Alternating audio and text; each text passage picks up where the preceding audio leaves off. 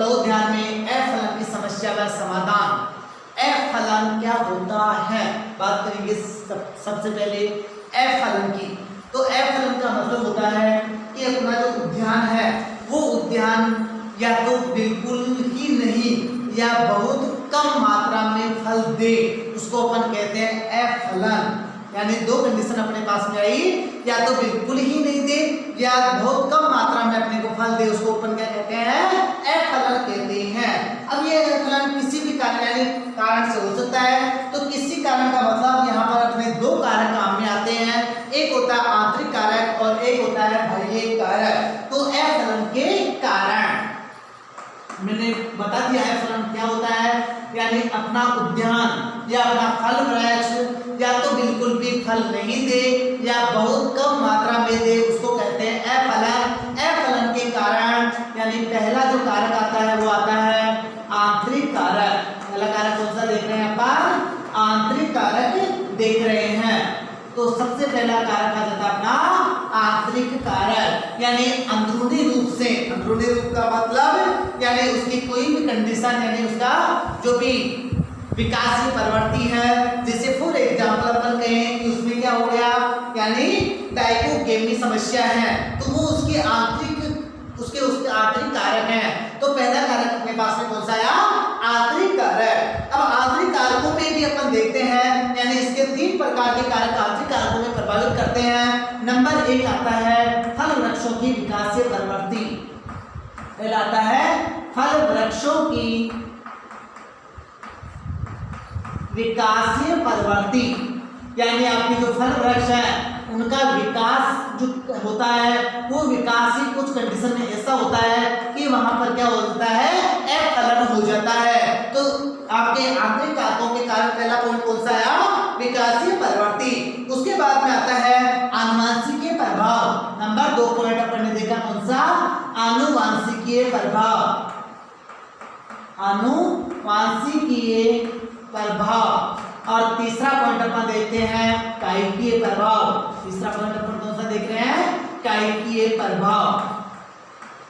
ये तीनों पॉइंट कौन यानी किसमें आते हैं, आपके आंतरिक कारकों के अंतर्गत आते हैं।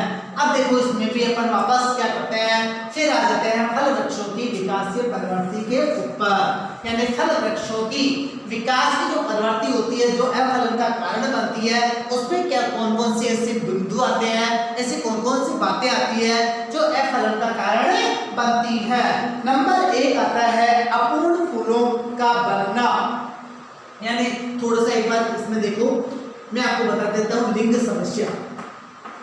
लिंग समस्या यानी कुछ कंडीशन ऐसी हो जाती हैं जिसमें लिंग समस्या होती है, और लिंग यानी जो लिंग होता है नर और मादा, उसमें उसके पकने के यानी जो परिपक्व होता है, परिपक्व होने का जो समय है वो कभी आगे पीछे हो जाता है, कभी क्या होता है उसका पूर्ण विकास नहीं हो पाता, कभी नर का नहीं हो पाता है, कभी मादा का नहीं हो पाता है। तो वो किसके अंतर्गत आता है, फल वृक्षों की विकासीय प्रवृत्ति के अंतर्गत आ जाता है। अब यहाँ पर देखो लिंग समस्या अपन ने तो एक जनरली पढ़ा कि विकासीय प्रवृत्ति किसके कारण उत्पन्न होती है, लिंग समस्या के कारण उत्पन्न होती है। इसका जो पहला पॉइंट अपन देखते हैं, वो पहला पॉइंट क्या देखते हैं, अपूर्ण फूलों का बनना। अपूर्ण फूलों का बनना।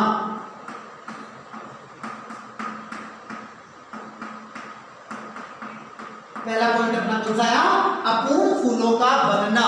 इस अपूर्ण फूलों का बनने को अपन इंग्लिश में कहते हैं क्या, यानी जो भी जैसे मोनोसियस या डायोसियस आती जो समस्या अपने पास में आती है वो आती है। तो देखो अपूर्ण फूलों का बनना, या इसको अपन कह सकते हैं एक लिंगी फूलों का बनना। एक लिंगी फूलों का बनना, ठीक है, ये चीज आपके समझ में आई, फूलों का बनना। यानी कई पादप ऐसे होते हैं जिनमें नर ही बनता है, कई पादप ऐसे होते हैं जिनमें मादा ही बनती है, और कई पादप ऐसे होते हैं जिनमें दोनों बनते हैं। तो एक इनमें आपके दो चीजें आपके पास आती है, एक होता है मोनोसियस और एक होता है डायोसियस।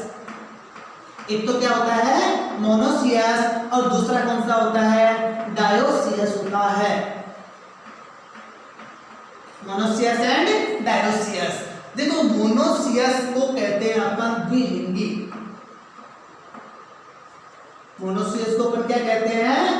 द्विलिंगी हिंदी में। और डायोसियस को कहते हैं एक लिंगी। समझना इसको बेटा, यहीं पर सबसे बड़ी जो यानी परेशानी उत्पन्न होती है आपको समझने में, वो यहीं पर होता है। मोनोसियस का मतलब आपको ये लगता है कि एक लिंगी, और डायोसियस का मतलब ये लगता है कि द्विलिंगी, लेकिन ये दोनों अलग अलग कंडीशन है। यानी मोनोसियस, मोनो का मतलब एक ही पादप पर नर व मादा का स्थित होना, एक ही पादप पर नर व मादा का स्थित होना क्या कहलाता है? मोनोसियस। अब एक ही पादप के ऊपर नर व मादा दोनों है तो किस प्रकार का हो गया? द्विलिंगी हो गया। फिर आता है डायोसियस, यानी दो अलग अलग पादपों के ऊपर नर व मादा का स्थित होना। दो अलग, ये दो प्लांट्स हैं, इन दो अलग अलग प्लांट्स के ऊपर नर, और इसके ऊपर नर है, इसके ऊपर मादा है, तो दो अलग अलग पादपों के ऊपर नर व मादा का स्थित होना क्या कहलाता है? डायोसियस कहलाता है। जिसको अपन ने क्या कहा? भाई सिंपल सी बात है, दो अलग अलग पे हो रहा है, एक ही हो रहा है, तो क्या हो गया? एक लिंगी हो गया। अब यहाँ पर एग्जाम्पल अपन देखते हैं, जैसे डायोसियस के अंतर्गत अपन देखते हैं एग्जाम्पल पपीता खजूर। डायोसियस के अंतर्गत अपन एग्जाम्पल क्या देखा? पपीता खजूर। यानी पपीता खजूर में क्या होता है? दो पादपों पर अलग अलग कंडीशन उत्पन्न होती है, यानी दो पादपों के ऊपर नर व मादा स्थित होते हैं, एक पर नहीं होते हैं। ठीक है, तो ये समस्या इसमें आगे अपने खजूर और पपीता में आ गई। तो ये तो आ गया अपूर्ण फूलों का बनना। अपूर्ण का मतलब एक ही फूल का बनना, दो फूल नहीं बन रहे हैं भाई। संयोजन फल कब बनेगा? जब नर और मादा दोनों संयोग करेंगे, तब जाके क्या होगा? फूल का निर्माण होगा, फल का निर्माण होगा। अब दो अलग अलग के ऊपर क्या हो रहा है? यानी फूल बन रहे हैं, नर और मादा अलग अलग बन रहे हैं, तो वहां पर अपूर्ण फूल बन रहे हैं। तो वो समस्या अपने पास में कौन सी आ गई? अपूर्ण फूलों का बनना। नंबर 2 पे आता है विषमवर्ती का अर्थ। नंबर 2 पे अपने कौन सा आता है? विषमवर्ती का अर्थ। विषमवर्ती का अर्थ, देखो विषमवर्ती का अर्थ का मतलब होता क्या है? इसको इंग्लिश में कहते हैं हेटेरोस्टाइलिंग। क्या कहते हैं इसको? हेटेरोस्टाइलिंग कहते हैं। इंग्लिश में शब्द अपने पास में आता है हेटेरोस्टाइलिंग। अब देखो विषमवर्ती का अर्थ यानी वर्तिका, सिंपल सी बात है। इसी के अंतर्गत एक शब्द छुपा हुआ है आपके, वर्तिका। ठीक है, यानी जो वर्तिका होती है वो वर्तिका पुंकेसर तंतु से लंबी होती है। वर्तिका किससे लंबी होती है? पुंकेसर तंतु से लंबी होती है, जिसके कारण पुंकेसर तंतु से लंबी होने के कारण क्या होती है? जैसे यहाँ ये तो पुंकेसर की स्थिति, अब इससे लंबी हो गई क्या? आपकी वर्तिका हो गई। अब जो पुंकेसर है वो पुंकेसर कहाँ नहीं पहुंच पाता है? वर्तिका के ऊपर नहीं गिर पाता है, जिसके कारण में क्या होता है? अफलन हो जाता है, तो उसको कहा जाता है विषमवर्ती का अर्थ। यानी यहाँ पर अपन ने क्या बता दिया? वर्तिका पुंकेसर तंतु से लंबी, वर्तिका पुंकेसर तंतु से लंबी,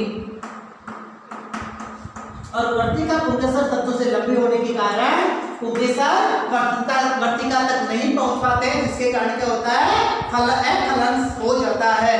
अब ये वर्तिका पुंकेसर तंतु से लंबी कौन कौन से फल वृक्षों में पाई जाती है? तो आपको यहाँ पर एग्जाम्पल दे रहे हैं, चीकू, अनार, लीची और बादाम। यानी एग्जाम्पल अपने दिया चीकू, बादाम, अनार।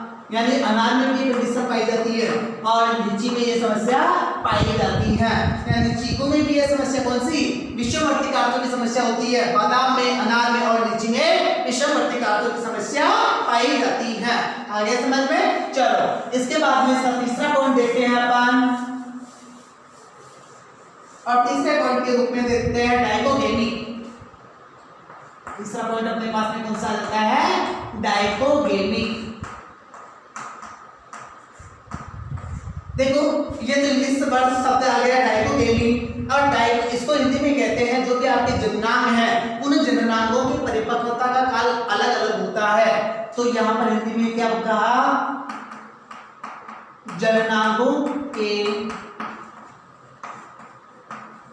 परिपक्वता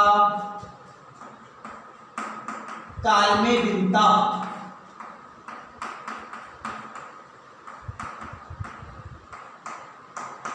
जननांगों के परिपक्वता काल में भिन्नता, उसको अपन क्या कहते हैं, डायकोगेमी कहते हैं। फॉर एग्जाम्पल, जैसे भाई मैंने क्या कहा, अपन ने क्या कहा यहाँ पर, जननांगों के परिपक्वता काल में भिन्नता। जननांग मतलब नर जननांग, मादा जननांग। नर जननांग पहले कोई कंडीशन ऐसी होती है जिनमें नर जननांग क्या होता है, पहले परिपक्व हो जाता है। कुछ कंडीशन ऐसी होती है जिसमें मादा जननांग पहले परिपक्व हो जाता है। अब यहाँ पर दो चीजें, ऐसी कंडीशन की दो चीजें आती है। एक होता है प्रोटोएंड्री, एक तो अपने पास में कौन सा रहता है, प्रोटोएंड्री, और दूसरा अपने पास में क्या आता है, प्रोटोगाइनी।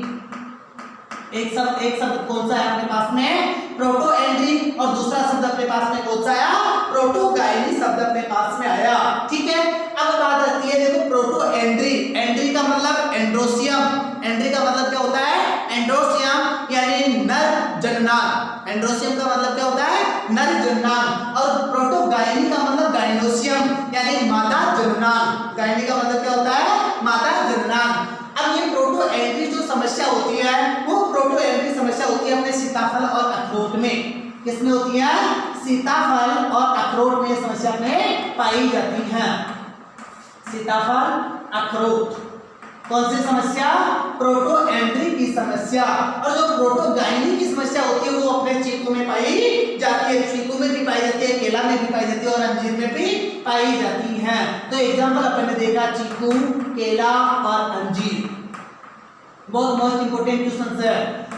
प्रोटोगाइनी और प्रोटोएंड्री के एग्जांपल याद रखने हैं। प्रोटोएंड्री यानी एंड्रोसियम पहले परिपक्व हो रहा है, अर्थात नर जननांग पहले परिपक्व हो रहा है। एग्जांपल सीताफल और अखरोट।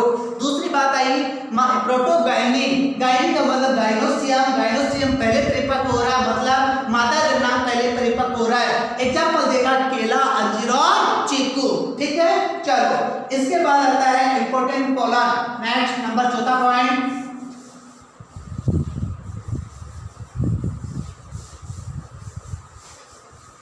चौथे पॉइंट के रूप में देखते हैं इंपॉर्टेंट पोलन।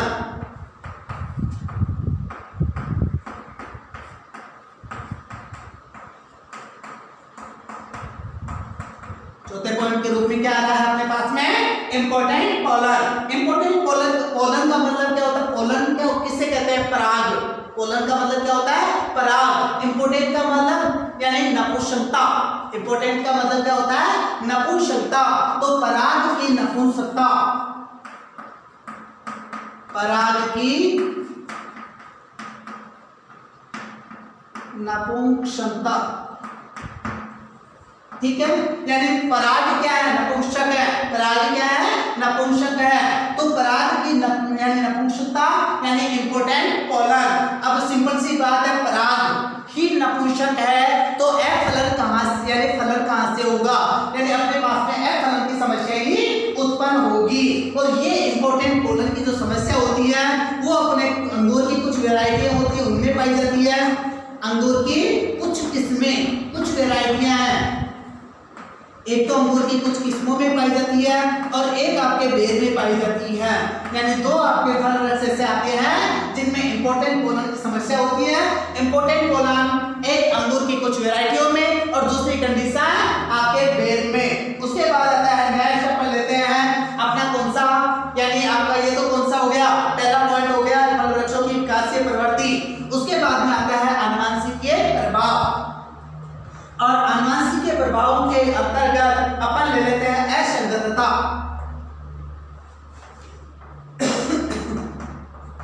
अनुवांशिकीय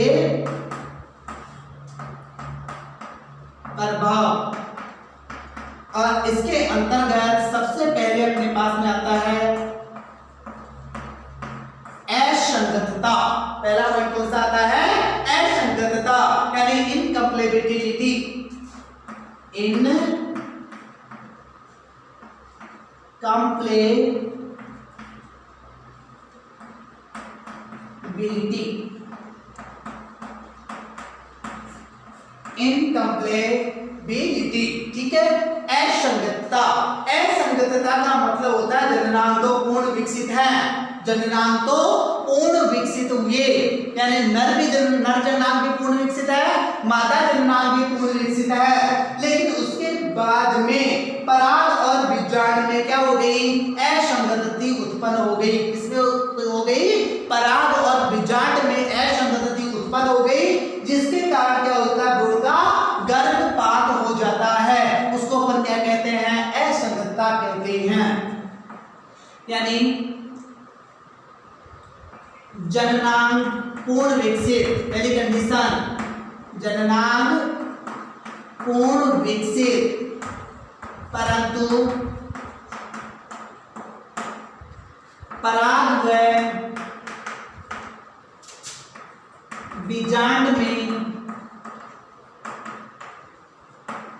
असंगति उत्पन्न होने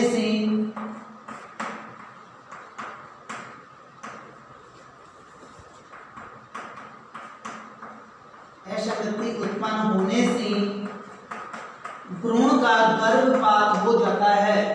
इसका गर्भपात हो जाता है, भ्रूण का गर्भपात हो जाता है। और भ्रूण के गर्भपात होने से क्या हो जाता है, आपके अफलन हो जाता है।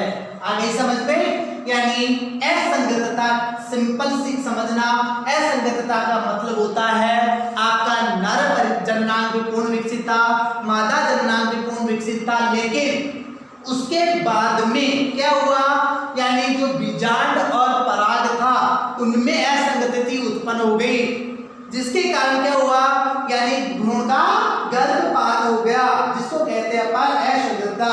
और ये अपने सेव नाशपाती आड़ू में पाई जाती है, यानी सेव में भी पाई जाती है, नाशपाती में भी पाई जाती है और आड़ू में भी पाई जाती है। ये समस्या, कौन सी समस्या, असंगतता की समस्या। उसके बाद आता है नंबर 2, स्वबंध्यता। दूसरा पॉइंट देखते हैं, स्वबंध्यता।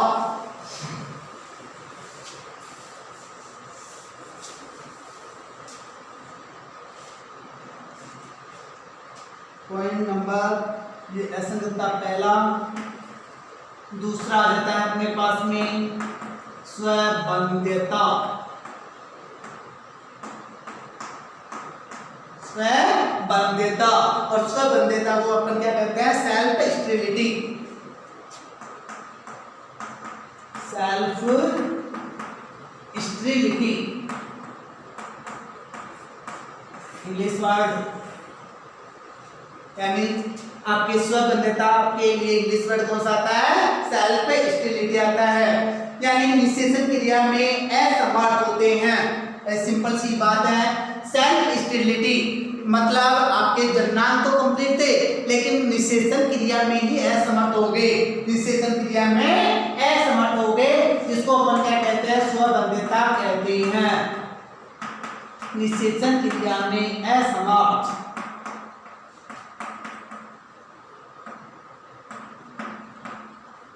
निषेचन क्रिया में असमर्थ, जिसको अपन क्या कहते हैं, स्वबंध्यता कहते हैं। और स्वबंध्यता की जो चीजें होती है, स्वबंध्यता होती है, वो स्वबंध्यता अपने एक तो आंवले में पाई जाती है। किसमें पाई जाती है, आंवले में पाई जाती है। एक अपने सिट्रस लेमन में पाई जाती है, सिट्रस लेमन आड़ू में होती है, सेव में पाई जाती है। यानी स्वबंध्यता, आपको क्वेश्चन पूछा जा सकता है कि स्वबंध्यता किस किस में, स्वबंध्यता का एग्जाम्पल है, किस किस में पाई जाती है, तो आंवले में, सिट्रस लेमन और आड़ू और सेव में स्वबंध्यता पाई जाती है। अब यहाँ पर अपने को क्या करना चाहिए, अन्य किस्मों के परागण काम में लेने चाहिए। वह सिंपल सी बात है, निषेचन क्रिया में असमर्थ, और निषेचन क्रिया में असमर्थ होगा, अपने को यूज में क्या लेना है, अन्य परागण काम में लेने हैं। तो यहाँ पर आप एग्जाम्पल बता दो कि इसका उपाय क्या होगा, अन्य किस्मों का परागण, अन्य किस्मों का परागण काम में आपको लेना है। आगे समझ में, चलो इसके बाद आता है इसका तीसरा पॉइंट, हाइब्रिडिटी। तीसरा पॉइंट कौन सा है, हाइब्रिडिटी।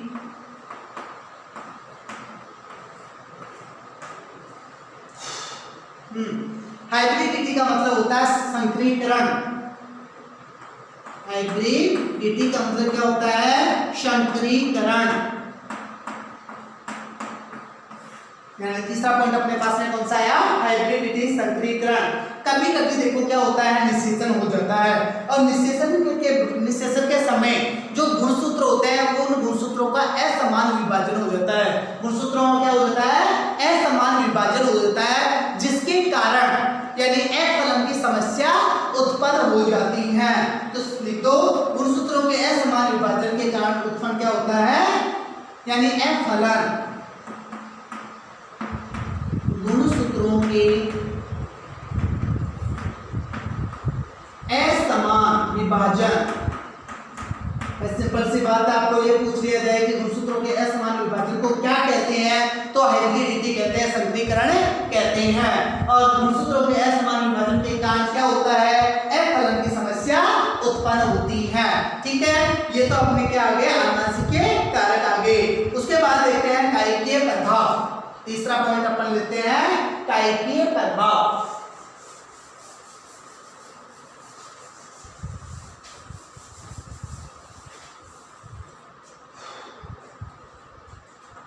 यहां पर आ जाता है अपना तीसरा पॉइंट था कायिकीय प्रभाव। अब देखो, कायिकीय प्रभाव के कारण इसमें कोई भी चीज हो सकती है। कायिकीय प्रभाव यानी उसकी कायिक भागों की से संबंधित है। कायिक भाग मतलब जिससे परागनली है। क्या है? परागनली। इस परागनली की धीमी वृद्धि, परागनली की धीमी वृद्धि। सिंपल सी बात है, परागनली है, उस परागनली की धीमी वृद्धि होगी, क्या उत्पन्न होगा? F फलन होगा। दूसरी चीज जो कार्बन नाइट्रोजन अनुपात है, कार्बन नाइट्रोजन जो अनुपात है, ये बाह्य कारक के अंतर्गत भी आएगा। कार्बन नाइट्रोजन अनुपात इसके अंतर्गत भी आएगा, बाह्य कारकों के अंतर्गत भी आएगा। अब यहाँ देखो, इसको समझो, कार्बन नाइट्रोजन अनुपात क्या होता है? देखो, पौधों की वृद्धि और फलन के लिए दोनों ही कारक अति आवश्यक होते हैं। कार्बन भी आवश्यक होता है और नाइट्रोजन भी आवश्यक होता है।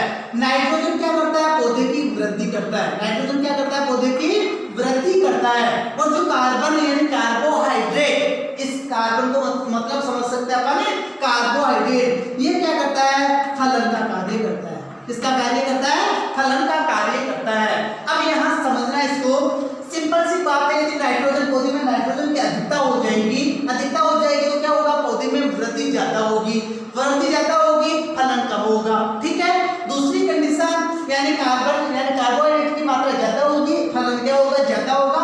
नाइट्रोजन की कमी होगी, पौधे की वृद्धि कम होगी। इस तो हमेशा जो पौधा होता है उस पौधे में हमेशा कार्बन की मात्रा ज्यादा होनी चाहिए, नाइट्रोजन कम होना चाहिए, क्योंकि पौधे की वृद्धि एक सीमित समय तक होनी चाहिए। उसके बाद में उसमें क्या होना चाहिए? फलन होना चाहिए। तो यानी जो आपका कार्बन है उस कार्बन की मात्रा बढ़नी चाहिए। इसके बाद आता है यानी हार्मोन का असंतुलन। इसी के अंतर्गत आपका जो कायिकीय प्रभाव है उसी के अंतर्गत आता है हार्मोन का असंतुलन। कभी कभी देखते हैं अपन हार्मोन्स अपन पढ़ चुके हैं। हार्मोन्स के अंतर्गत अपन ने पढ़ा था कि ऑक्सीजन हार्मोन होता है वो उसकी वृद्धि के लिए काम में आता है। जो साइटोकाइनिन है वो क्या करता है? यानी सेल डिवीजन के रूप में काम में आता है। जो जिब्रेलिक एसिड था वो शील्डेज बनाने के काम में आता है। तो उनके अपन कार्य पढ़े, तो जो भी आपके हार्मोन है उनका हार्मोन का असंतुलन हो जाएगा।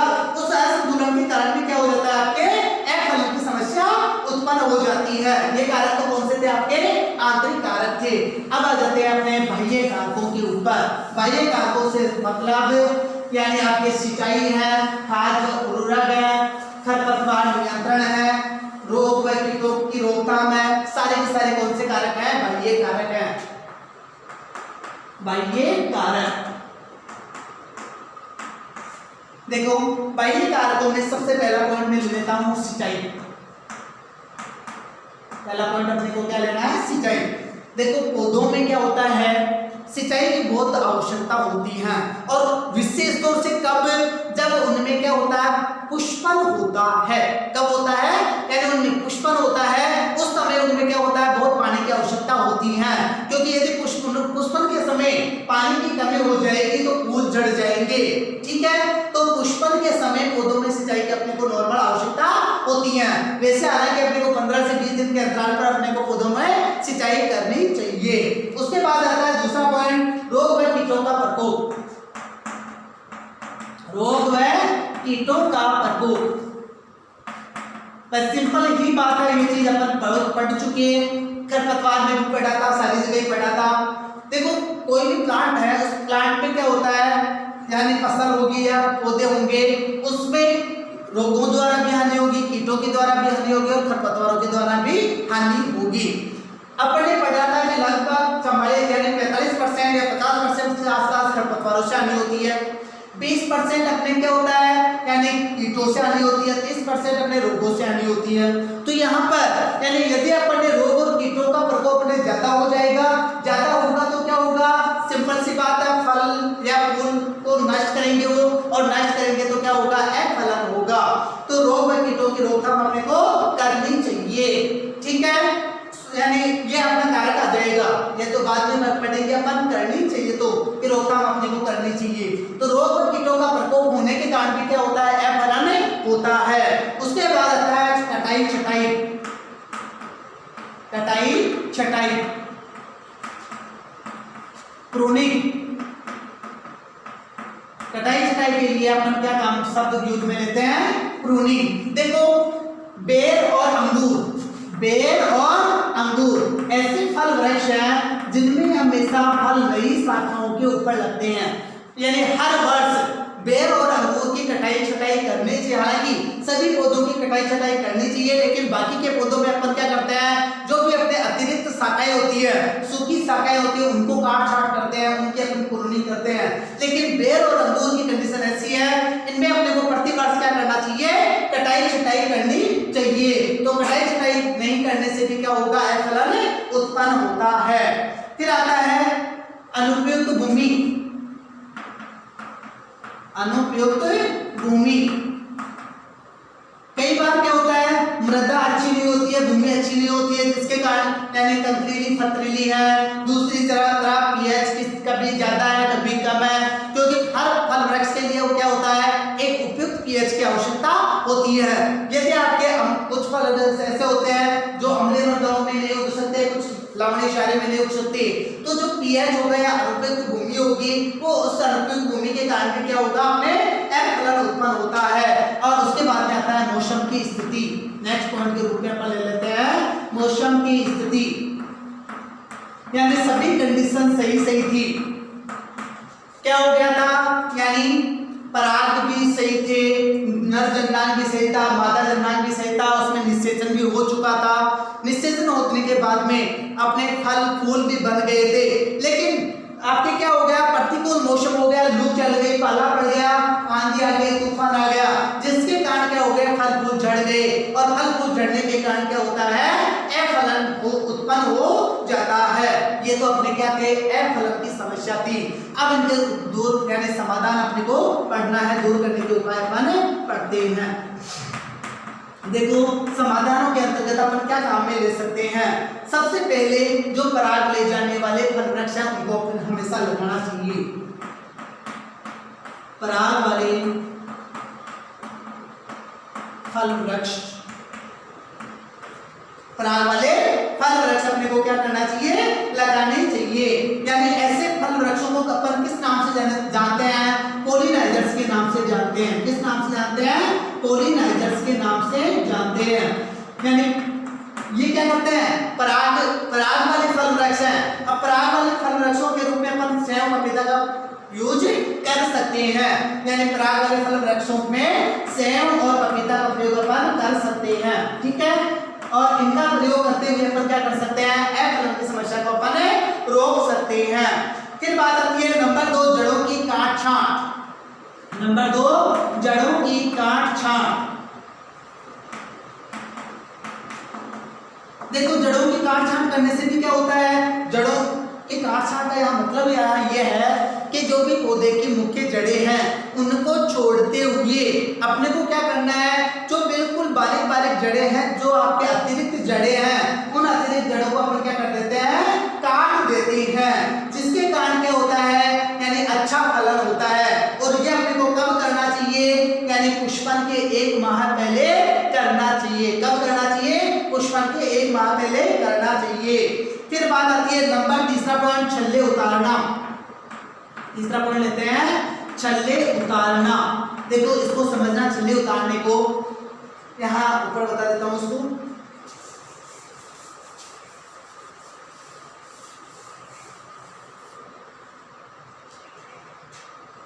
देखो छल्ले उतारने का मतलब ये है, ये आपकी कोई भी शाखा है, ठीक है। इस शाखा में अपने क्या करते हैं, ये आपकी शाखा थी। इस शाखा में अपने यहां से इसके चारों तरफ से क्या उतार देते हैं, छाल उतार देते हैं। क्या करते हैं? छाल उतार देते हैं राउंड आकार की, यानी लगभग 2 से 3 सेंटीमीटर। कितनी सेंटीमीटर? 2 से 3 सेंटीमीटर। फॉर जैसे अपन ने क्या किया, यहाँ से लेके और यहाँ तक ये आपका 2 से 3 सेंटीमीटर हो जाता है। ऐसे मान के चलते हैं अपन 2 से 3 सेंटीमीटर चारों तरफ से राउंड आकार के अपन क्या कर देते हैं, छाल उतार देते हैं। जिसके कारण क्या होता है, जो कार्बोहाइड्रेट पत्तियों में बनता है वो कार्बोहाइड्रेट कहाँ रह जाता है, ऊपर ही रह जाता है। और ऊपर कार्बोहाइड्रेट रहने का मतलब कार्बो, सिंपल सी बात है, कार्बन नाइट्रोजन अनुपात अपन पढ़ चुके। कार्बोहाइड्रेट हमेशा क्या करता है, फलन को प्रेरित करता है। तो खांचा बनाना यानी छल्ले उतारना, इसको खांचा बनाना भी कहते हैं। खांचे बनाकर भी अपन क्या कर सकते हैं, फलन को प्रेरित कर सकते हैं, ठीक है। क्या यही चीज है, ये आपको अलग अलग पॉइंट में भी मिल सकता है। छल्ले उतारना, खांचे बनाना, ये क्या है, छल्ले उतारने की विकसित रूप विधि है। कौन सी? खांचा बनाना, वही राउंड आकार में अपन करते हैं। उसके बाद आता है नेक्स्ट, पराग ले जाने वाले कीटों को पालना। पराग ले जाने वाले कीटों को पालना।